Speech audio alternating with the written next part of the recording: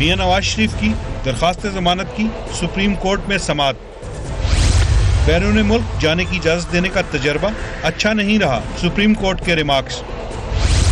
कलअदम तंजीमों के खिलाफ कार्रवाई के मुतालबे पर नैब नोटिस भेजा गया, बिलावल भुट्टो का इल्जाम।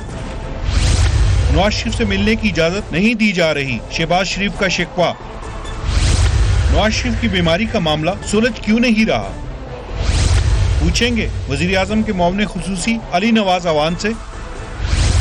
मुस्लिम लीग नून की रुकने कौमी असेंबली माइजा हमीद से और साबिक deputy chairman senate Sabir Baloch से।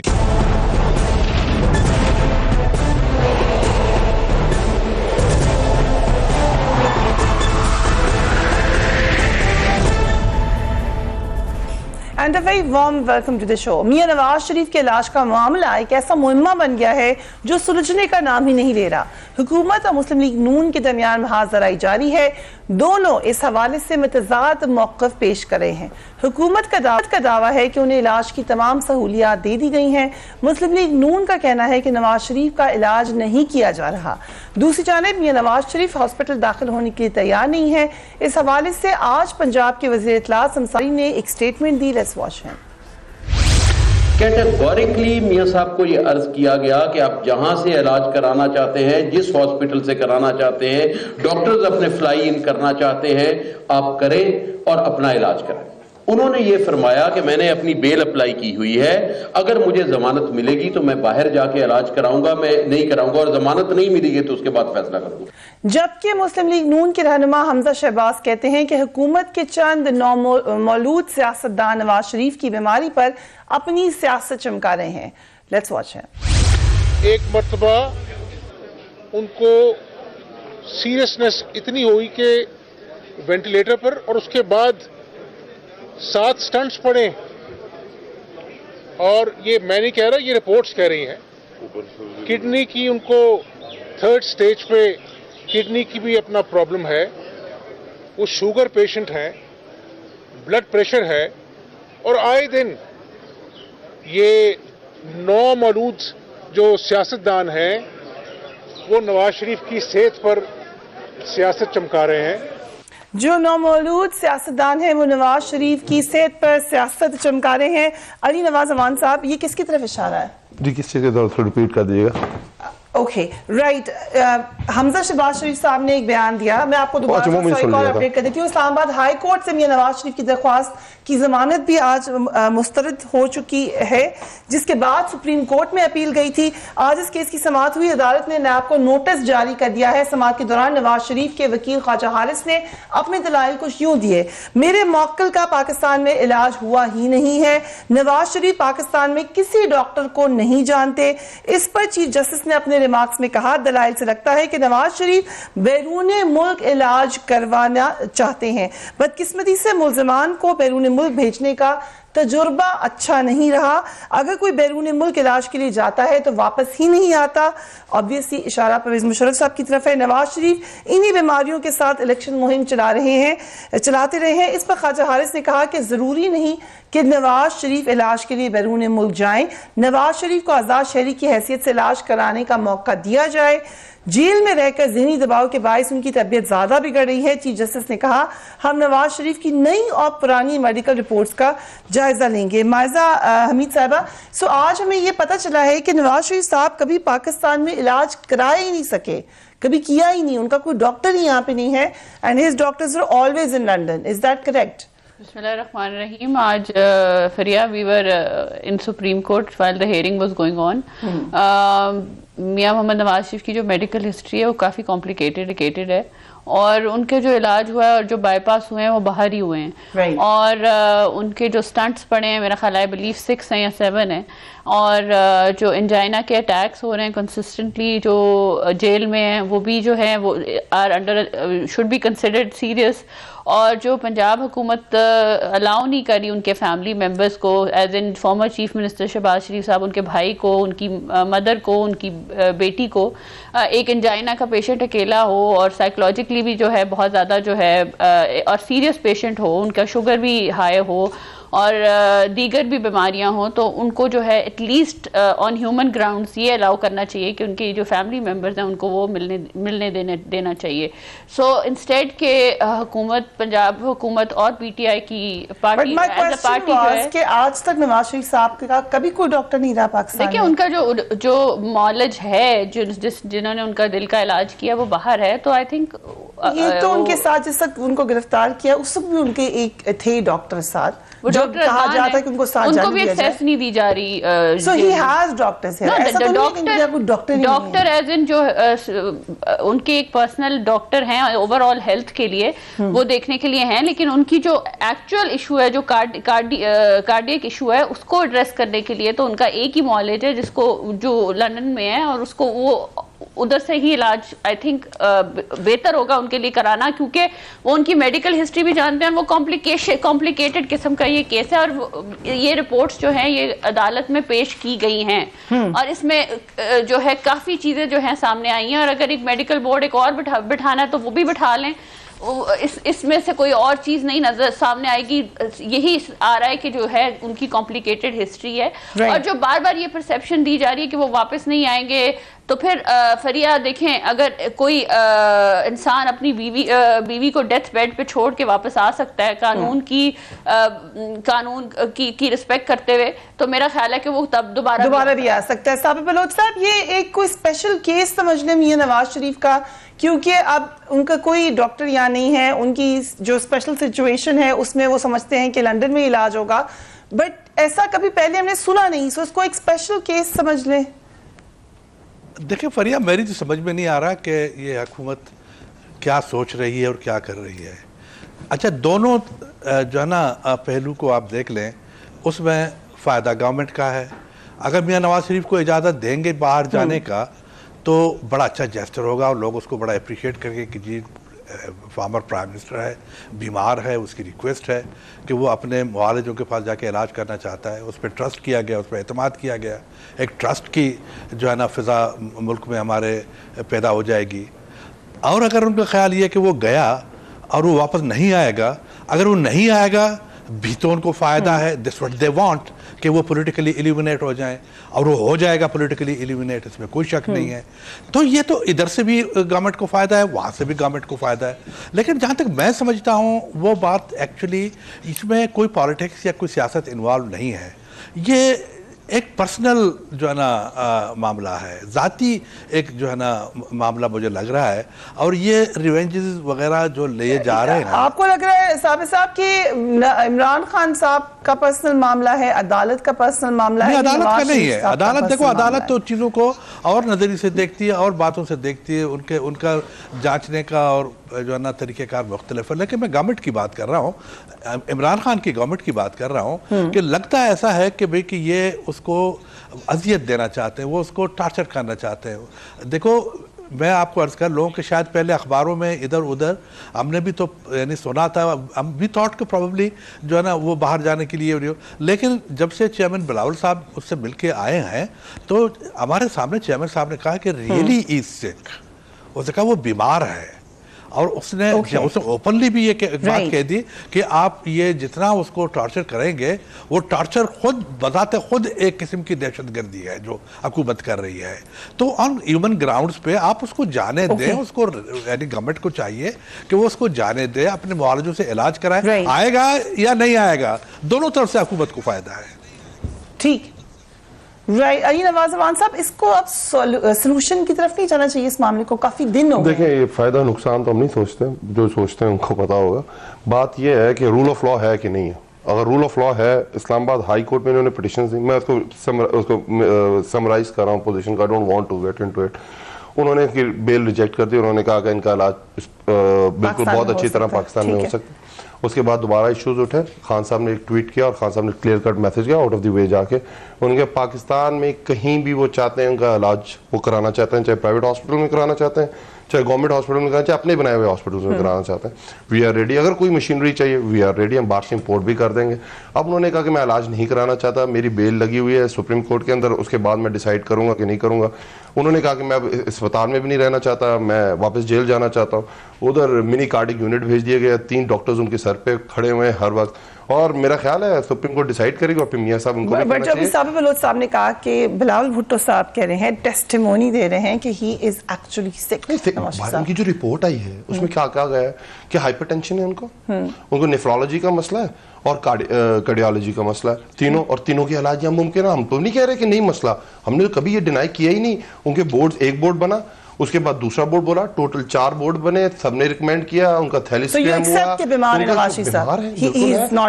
देखिए फिर इस पे हाई कोर्ट ने जब इन्होंने बेल पे मूव की, उन्होंने कोई अपनी मेरिट पे तो नहीं की, उन्होंने तो हेल्थ बेसिस पे की। और हेल्थ बेसिस पे जो उन्होंने मूव की उसमें कहा जो भी ये बता रहे हैं, जितने भी बता रहे हैं, इन सबका इलाज पाकिस्तान में मौजूद है और गवर्नमेंट इनको ऑफर भी किया हुआ।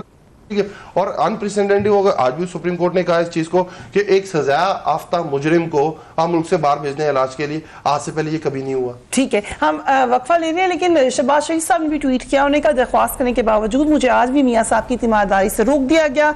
मैं और खानदान के दीगर अफराद हफ्ते में 2-3 बार मिलते थे ताकि उनकी सेहत के बारे में बाखबर रह सकें, लेकिन अब सिर्फ जुमेरात तक महदूद कर दिया गया है। यही शिकवा मरीम नवाज साहब ने भी किया था, जिसके जवाब में शहबाज गिल साहब ने ट्वीट की कि आपको मिलने दिया जाएगा मगर जुमेरात को जैसे बाकी जो मुजरिम है उनकी फैमिलीज को मिलने दिया जाता है। This is the rule. We will take a break and we will be right back.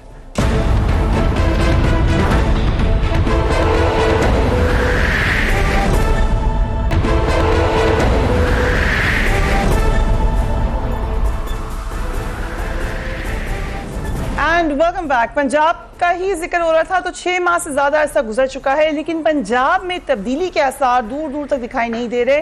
Pakpattan में डीपीओ के मामले से लेकर सानह साहिवाल तक, और फिर हाल ही में अरकान पंजाब असेंबली की तनख्वाहों में इजाफे ने अवाम को पंजाब हुकूमत से बहुत मायूस किया है।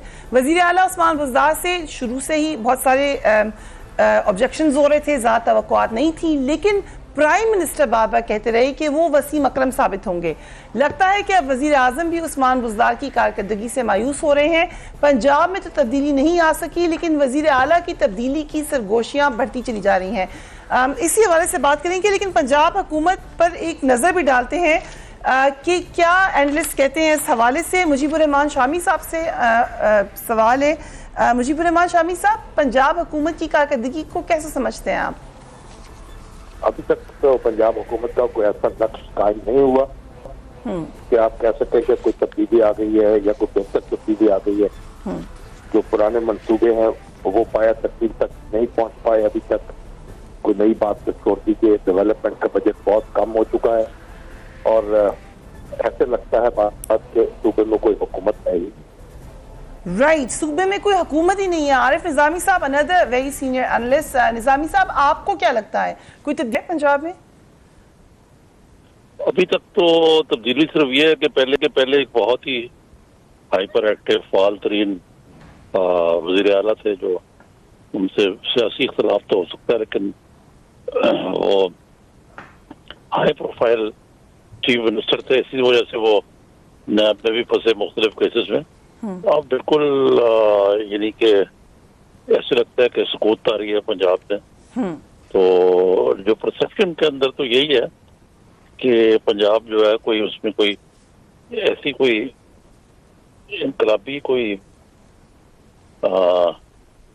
इक़दामात या इस्लाहात नहीं हो रहा जिसको आप तब्दीली कह सकें।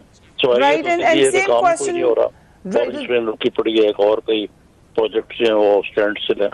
ठीक, प्रोजेक्ट्स भी स्टैंड स्टिल हैं। सलीम बुखारी साहब, सेम क्वेश्चन टू यू, क्या समझते हैं पंजाब में कोई है? सलीम बुखारी साहब, देखिए, जहाँ तक तरीके इंसाफ के इलेक्शन स्लोगन्स का ताल्लुक है, जो उन्होंने दावे किए थे, बड़े बड़े दावे थे उनके, उसके बाद जो 6, 7, 8 महीने की हुकूमत उन्होंने की है, वो सारे दावे और वो वादे मुंह चढ़ा रहे हैं तरीके इंसाफ का। इसके लिए किसी लिटमस टेस्ट की या किसी सबूत की जरूरत नहीं है। कोई ढंग की लेजिस्लेशन नहीं हो सकी, ना नेशनल असेंबली में, ना पंजाब असेंबली में। और पंजाब में तो कुछ होके नहीं दिया। पंजाब में तो इमरान खान साहब को तशरीफ लानी पड़ती है कैबिनेट मीटिंग में से डिसिप्लिन को कायम करने के लिए, क्योंकि खदशा है कि अगर बुज़दार साहब बुलाएंगे कैबिनेट की मीटिंग में शायद कोई जाएगा ही नहीं। और ना कोई उनका कहना मानता है। पावर सेंटर मुख्तलिफ बने हुए हैं, आपको भी पता है। एक ग्रुप चौधरी सरवर का है, एक ग्रुप परवेज लाही का है, एक ग्रुप सलीम खान का है, एक ग्रुप अपने जहांगीर तरीन साहब का है, एक ग्रुप ये तो एक तमाशा बना हुआ है यहाँ।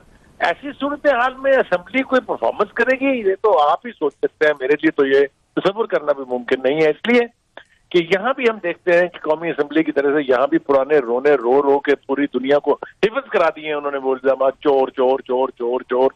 खुद वो ये भी बर्दाश्त नहीं करते कि जी उनको अगर सिलेक्टेड प्राइम मिनिस्टर कह दिया जाए, लेकिन उनको वो याद नहीं है कि जब नवाज शरीफ असेंबली में जाते थे तो चोर चोर के नारे तहरीक इंसाफ लगाती थी, उस वक्त वो ठीक था, अब ये गलत है। तो जो इस किस्म के रेटरिक से नहीं निकलेंगे वो ना हुकूमत परफॉर्म कर सकती है ना वहाँ की असेंबली परफॉर्म कर सकती है। राइट, हमने इससे मुख्तलिफ से राय ली, आपकी क्या राय है? बड़े ज़बरदस्त एनालिस्ट है सारे, बड़ा काबिल एहतराम है सारे जी। देखें, अब थोड़ा डायलेमा समझना पड़ेगा आपको पंजाब का। पंजाब को पिछले 10 साल किस तरह चलाया गया, डिक्टेटरशिप की तरह चलाया गया कि शहबाज शरीफ के पास कितनी मिनिस्ट्रीज़ हैं, 16 मिनिस्ट्रीज़ हैं। उनके बाकी जो मिनिस्टर्स हैं किसी के पास 5 हैं, किसी के पास 10 हैं, कैबिनेट मेंबर्स थोड़े से, किचन कैबिनेट की तरह, और डिक्टेटोरियल तौर पे उसको चलाया गया। ऊपर बड़े भाई हैं, नीचे छोटे भाई हैं। पूरे मीडिया के अंदर आपको पता है कितनी इन्वेस्टमेंट की गई और किस तरह एड्स दिए गए। टाइम लगेगा, मैं आगे तनकीद हुई, किसी तारीफ नहीं की, साथ साथ अच्छे काम भी हुए, परफॉर्मेंस भी नजर आई। मैं फिर कॉन्टेक्स्ट दे रहा हूँ। देखिए अब जरा फर्क नजर आ रहा है ना, पावर डिवॉल्व हो रही है। लोकल गवर्नमेंट मैं कह रहा हूँ लोकल गवर्नमेंट पर सबसे ज्यादा जरूरी चीज है, नहीं लेजिस्लेशन हो जाएगी इंशाल्लाह अनकरीब, आप देखेंगे। चलो उस पर इसके बाद उस पर भी बात कर लेते हैं। लोकल गवर्नमेंट पे, पॉवर्टी एलिवेशन बोर्ड पे, आपकी हेल्थ पे यास्मीन राशिद बहुत अच्छा परफॉर्म कर रही हैं। नई टीम बनी हुई है, कोई अच्छा परफॉर्म कर रहे होंगे, कुछ बुरा परफॉर्म कर रहे होंगे।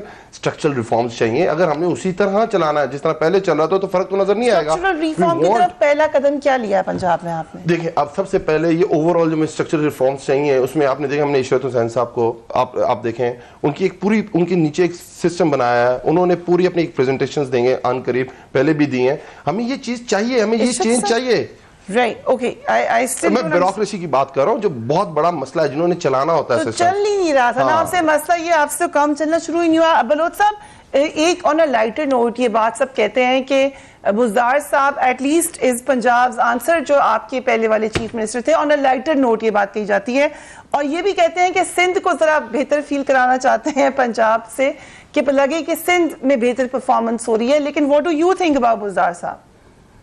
देखें Fariha, it's not the question of Buzdar साहब या फलाना साहब, ये साहब वो साहब। बात बेसिकली ये है कि देखें जो पॉलिटिकल गवर्नमेंट्स होती हैं, जो सियासी हुकूमतें होती हैं, ये एक तयशुदा बात है कि पॉलिटिशियंस का काम पॉलिसी देना है। वो एक पॉलिसी बनाते हैं ओवरऑल अपने मुल्क के लिए, अवाम के लिए, तरक्याती पॉलिसीज़ बनाते हैं, पॉलिटिकल पॉलिसीज़ बनाते हैं। हमारी जो ब्यूरोक्रेसी है उसका काम उस पॉलिसी को एग्जीक्यूट करना है। अच्छा, अब मसला ये है कि ये जो नाहल हुकूमत है, ये तो यहाँ अब तो कोई पॉलिसी हमें नज़र नहीं आ रही। जब पॉलिसी ही नहीं होगी तो एग्जीक्यूशन कहाँ से आ जाएगी? अब ये तो एक बिल्कुल ही एक अजीब किस्म की जो है ना यहाँ पे गवर्नमेंट है। अगर आप बात करेंगे, अब आप देखें, अब मैं तो ये समझता था कि शायद ये असद उमर साहब कोई पढ़े लिखे बंदे हैं, उसको ला के वहाँ पे, वो तो बाद में पता चला कि इन्होंने एग्रो का भी बेड़ा गर्क कर दिया था, व्हाटएवर। लेकिन ये कि अगर वहाँ पर चेयरमैन बिलावल साहब एक सेंस की बात करते हैं और एक पार्लियामेंटेरियन की हैसियत से वो इनको समझाते भी हैं, इनको बताते भी हैं, इनके वीकनेसेस को भी हाईलाइट करते हैं, सब कुछ करते हैं, और उनकी तरफ से जो रिस्पांस आ जाते हैं वो देखो किस किस्म के रिस्पांस आ जाते हैं। अब ये तो कोई बात ना हुई कि जी कि आपने अपने नाम के साथ भुट्टो क्यों लिख दिया। भाई इस सदी में, इस दौर में, इन हालात में, आज के मॉडर्न एज में आप लोगों के सरनेम को आप पूछ रहे हो, जो उसकी माँ का नाम है, जो उसके खानदान का नाम है। The whole Pakistan. अब इसके ऊपर असद उमर साहब आई थिंक क्लैरिफिकेशन दे चुके हैं। नहीं, कोई क्लैरिफिकेशन नहीं दीजिए। देखिए बात ये ऑन द अदर हैंड, परिया ऑन द अदर हैंड आप देखें, हमें इस बात से कोई वो नहीं है, हमें इस बात से किसी किस्म का वो नहीं है कि जी कि इमरान खान साहब न्याजी लिखते हैं नहीं लिखते, वो न्याजी हैं या नहीं है, इसका हम पर कोई असर नहीं पड़ेगा, इसका ना पाकिस्तान पे कोई असर पड़ेगा। लेकिन बात यह है कि जी पाकिस्तान को तो आधा पाकिस्तान तो इसका बाप तोड़ गया जनरल उमर साहब। अच्छा, अब आधे पाकिस्तान के पीछे जो है ना भाषी लिहाज से that's not the debate, forget it, you are right, that's not the debate. लेकिन बात बेसिकली ये है कि देखो after all we are concern, हम कंसर्न है, हमारा मुल्क है, हमारे लोग हैं, हमारा इलाका है। हम तरक्की करेंगे, हमें फायदा होगा, हम नहीं करेंगे हमें नुकसान होगा। तो why should we wait for a government, एक इनकम्प्रूव गवर्नमेंट, एक ऐसी गवर्नमेंट की जो नाअहल है, ऐसी गवर्नमेंट की जो सेंस ऑफ गवर्नेंस है ही नहीं, उसको इस मुल्क को बर्बाद कर दे, तबाह कर दे। For how long we can wait, for how long we should wait rather. You see, देखो ना बात ये है कि आई थिंक मायजा साहब इसमें हमें तफसीलन बताएंगी कि पंजाब में मसला है क्या, लेकिन एक ब्रेक पे जाना पड़ा है बलोच साहब। I know you want to, will take a quick break and we will be right back.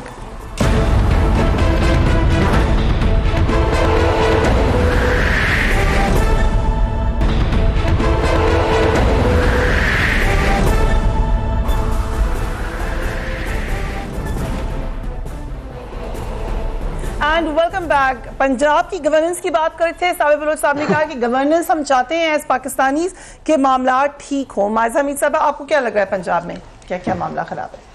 सारे मामला खराब हैं जी। आप यास्मीन राशिद साहिबा की बात कर रही थी, दवाइयों की कीमतें आप देख लें। इलाज करने के लिए जो अस्पतालों में जाना पड़े उस वक्त आप की फीस है वहाँ देख लें, वो तो मुफ्त इलाज वाला तो कोई सिस्टम ही नहीं रहा। दूसरा, एक प्रोग्राम शुरू किया था, वुमेंस डे गुजरा, वायलेंस अगेंस्ट वुमेन सेंटर्स थे 3-4, उनको बंद कर दिया गया, उनको लोगों को तनख्वाहें नहीं दी जा रही। 7,000 औरतें वहाँ पे रिलीफ उनको मिला था। कूड़ा जो है आपने देखा होगा, लोग ट्वीट कर रहे हैं, पूरे लाहौर में कूड़ा फैल रहा है, फंड्स ही नहीं मिल रहा है। सुन लेना, कूड़ा लाहौर में जो है वो कूड़ा करकट जो वेस्ट मैनेजमेंट है उसका कोई हाल नहीं है। फिर जो है 2 अरब उन्होंने दे दिया पुलिस वालों को, उनकी वर्दियां चेंज करा दी। ये तब्दीली के नाम पे पता नहीं क्यों खर्चा कर रहे हैं, आपको पता है जो मुल्क के हालात हैं। तीसरी बात ये है कि देखें, जो मैंने तब्दीली देखी है वो ये देखी है कि इन्होंने अपने आप को मराद दी, अपने आप को पैसे दिए हैं, अपने आप को अपनी तनख्वाहें बढ़ाई हैं, और अपने रिश्तेदारों को, जो मियाँ वाली का केस है जिसमें चीफ मिनिस्टर ने अपने रिश्तेदार को लगा दिया है वो शिकायत सेल में, या जो भी उन्होंने, यही होता है ना कि आप रिश्तेदारों को नवाजें और जो है अपने आप को नवाजें। जो आप लोग करते थे, देखें अगर नहीं देखें, वो अभी शामी साहब ने ही कहा है कि जो कंटेनर पे इन्होंने वादे किए थे कि हम किसी को नवाजेंगे नहीं, हम जो है मेरिट पे काम करेंगे, हम जो है एजुकेशन पे काम करेंगे, हम हेल्थ पे काम करेंगे ना, एजुकेशन पे किसी की रसाई। एजुकेशन का तो आपने KPK का आपने देख लिया होगा, 70% जो है गोस्ट स्कूल हैं, आज भी खबर आई है। दूसरा जो है, और पिछले 5 साल से इनकी हुकूमत है, तो कौन से चेंजेस लाए मुझे ये बता देना। लेकिन क्योंकि हमने गवर्नेंस की बात की थी और साथ में भी कहा गवर्नेंस पे आवाज उठाएंगे। गवर्नेंस में तो देखें, चले इंफ्रास्ट्रक्चर की को क्रिटिसाइज करते थे, इंफ्रास्ट्रक्चर भी कोई नहीं हुआ तो, और फंड्स जो है, ये इन्होंने ये कहा कि हम रिश्वत, हम अगर MP MNAs को पैसे देंगे तो वो रिश्वत बनेगी, तो वो भी दे दिए। तो आप किस चीज की बिलावल भुट्टो ट्वीट ऑल्सो, उन्होंने कहा मैंने कल तंजीमों से ताल्लुक रखने वाले वज़रा की बरतरफी का मुतालबा किया, लेकिन हुकूमत ने मुझे धमकियों, नाम, नोटिस और मुल्क दुश्मन करार देकर इसका जवाब दिया, दाहिम में इनमें से कोई हथकंडा अपने असूली मौक़िफ़ से नहीं हटा सकेगा। आज चले बलूच साहब बात कर रहे थे और बड़ी मैं एक्सपेक्टिंग कर रहा था, बलूच साहब बड़े सीजनड आदमी है, और जो ये एक्सपेक्ट ये कर रहे थे कि जिस तरह सिंध को चलाया गया पिछले 10 साल में, कायम अली शाह साहब थे या मुराद अली शाह साहब, दे वांट कैबिनेट कैसी हो, जैसे पूरे मुल्क में जैसे उन्होंने पहले चलाया था, इनके मंशूर के मुताबिक शर्जील मेमन साहब हो, डॉक्टर आसिम साहब हो, उसके अंदर कोई फलूदे वाला हो, कोई डेंटर हो, कोई मरा हुआ आदमी हो, उसके नाम पे कोई तनख्वाहें शनख्वाहें जाती रही हो, ये सारी की सारी चीज़ें इन्होंने, और उनका हशर देखें इस्लाम। आज रिपोर्ट आ रही है थर में, आज फिर बच्चे गज़ाई किल्लत की वजह से मर रहे हैं, वबा से मर रहे हैं, कचरा कुंडी बना दिया इन्होंने कराची में, लोकल गवर्नमेंट पूरा फेल करके रख दिया, 2 मेज लाने की कोशिश कर रहे हैं, पावर सारी अपने हाथ में रखने चाह रहे हैं। जिस तरह के कराची, जिस तरह सिंध चला है, तो मैं तो खुदा की कसम, मैं रहा इन लोगों ने किया जो लूट मार की, और पूरा इनका मंशूर का हिस्सा है वो, ऊपर से लेके नीचे तक, जिस तरह इन्होंने इस बलोच साहब ने, और जिस तरह इन्होंने बात की, नहीं फरिया एक मिनट, और जिस तरह इन्होंने बात की सद उमर का, आप उनकी बात करें, अगर आपको इख्तलाफ है, कोई उनके फाइनेंशियल सही तरह नहीं चला रहे, उनकी डीलिंग पे आपको इख्तलाफ है, आप ये कह रहे हैं उनके वालिद की बात कर रहे हैं, तो बलोच साहब फिर आप भुट्टो साहब पे चले जाएं, इन्हीं जनरल्स को वो डैडी कहा करते थे, ये वही भुट्टो साहब है जो सिकंदर मिर्जा के कैबिनेट का हिस्सा थे, यही वो आपसे तो यही तवक्को रखते हैं भुट्टो साहब थे जो अयूब खान के आपसे साथ तो यही तवक्को है, वो थे जिन्होंने फातिमा जिन्ना के खिलाफ कंपेन चलाई। आपसे यही तवक्को है भाई, साहब क्या तवक्को जो ताशकंद माइंजे के बाद जिस तरह इन्होंने बाकियों को साइडलाइन किया था, और ये वही भुट्टो साहब हैं जिन्होंने कहा था कि तुम उधर हम इधर। भुट्टो साहब का नाम न ले आप, you are too small to take his name. आपका मुंह बहुत छोटा है उसका नाम लेने में। तो पीपल्स पार्टी अपने दौर में बेनजीर के कातलों को ढूंढ लेती, मुर्तजा भुट्टो के कातलों को ढूंढ लेती, बहादुर बच्चे रख के लोगों का इनकाउंटर ना कराती होती। जिस तरह आप लोगों ने चलाया है, आप लोगों ने पेड किलर्स गैंग्स चलाते हैं आप लोग वहां, और आप बात कर रहे हैं, आपको अपनी एज का कोई लिहाज होना चाहिए। मैं एक्सपेक्ट कर रहा था आपको बात करेंगे, पॉलिसी पे बात करेंगे। आप बहुत छोटे हैं। आपको क्या नाम है? थोड़ा करप्शन के सर पे बैठे हुए हैं आप लोग। ये कौन है? अगर मैं देखूं कौन है सबसे बुरा अगर चल रहा है अली नवाज देश में चल रहा है, लियारी गैंग वॉर को आप हेड करते रहे हैं। उजैर बलोच को, फरिया उजैर बलोच को उन्होंने पीस अवार्ड दिया हुआ है। मैं इनकी क्या क्या बातें बताऊं आपको? एक एक दिन में 200 कत्ल जैसा प्राइम मिनिस्टर वैसा उसका adviser. I don't want to, but I have to respond. I don't want to reply you. आप बैठ के किसी ऊपर बातें करने लग जाएंगे। अली नवाज साहब, मैं आपको कोई जवाब नहीं दूंगा, इसलिए कि मुझे आपके आपके पास है भी कुछ नहीं जवाब देने को। बहुत कुछ है, आपने जो बात की थी मेरी अर्ज सुने। I mean, you and your so-called leader has a big mouth. Okay, sir, please let's calm down, gentlemen. Let's calm down. Leader अब तो कोई जेन्युइन लीडर है। अब जैसे सरे में ले एनआरओ करके दोबारा आपको जो दिल है क्या है, पर्सनल बातों के बजाय गलत बात की इन्होंने